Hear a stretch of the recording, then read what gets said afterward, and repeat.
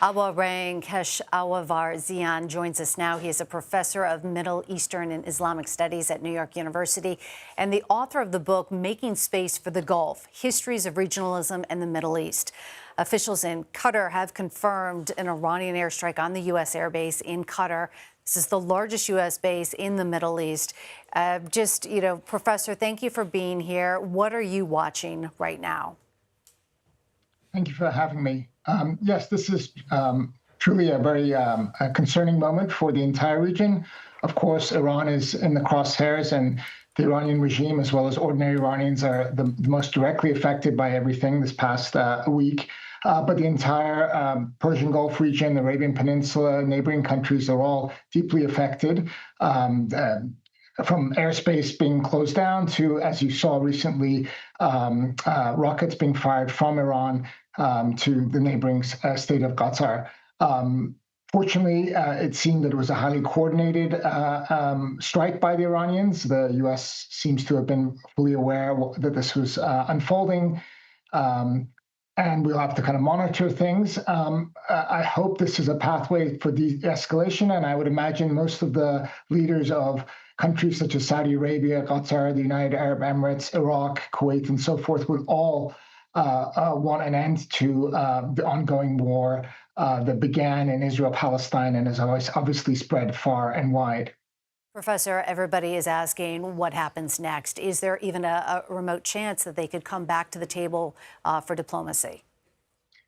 Well, I think the events of the past week, and especially this weekend, the direct U.S. bombing of Iran is really shaken Iranian decision makers, again, as well as ordinary Iranians. So it's going to be a big ask for Iranians to accept diplomacy.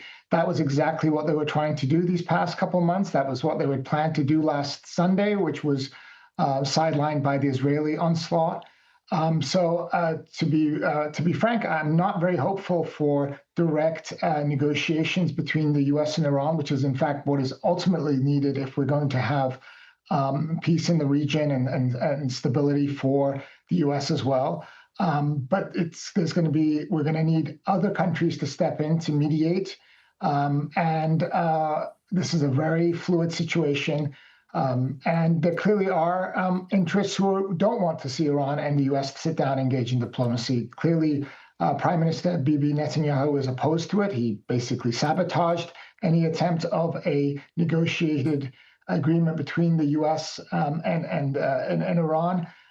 So they are a major actor who, on a regular basis now, on an hourly basis, it seems like Israel is unleashing missiles and bombing various Iranian sites, including civilian sites. Professor, how might this conflict in the Middle East spread even further in the Persian Gulf?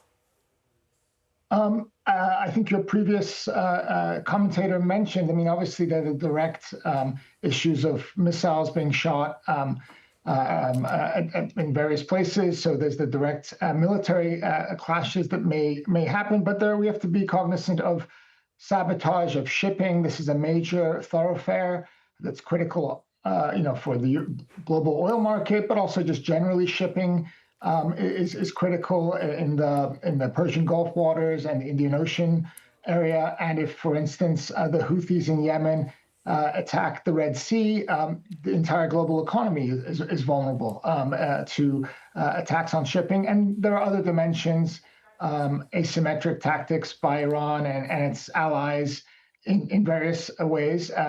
Frankly, this was a reckless decision to start to expand the war, and we're all, in a sense, caught in this dilemma of not knowing exactly how to de-escalate. If one wants to be positive, I think the states in the Arabian Peninsula from the GCC have all tried to issue statements the past week to temper and reduce tensions. They do have, especially states like Oman and Qatar, have good working relations both with the United States and Iran. They may be able to play a role in mediating and cooling the tempers a bit. This is a truly unprecedented moment. Even the Iran-Iraq War and the earlier Gulf Wars didn't involve the kind of rocket fire across the entire Middle East, in a sense, in the scale of it. Of course, the number of deaths in those wars and the number of months and years of those wars was a lot longer than we've experienced. I hope we don't experience that sort of thing again. But it is very troubling, and I hope advisors both in Tehran and in Washington can impress upon the leaders that how vulnerable the entire region is at this moment, and in fact the global situation. Professor, thank you so much for joining us.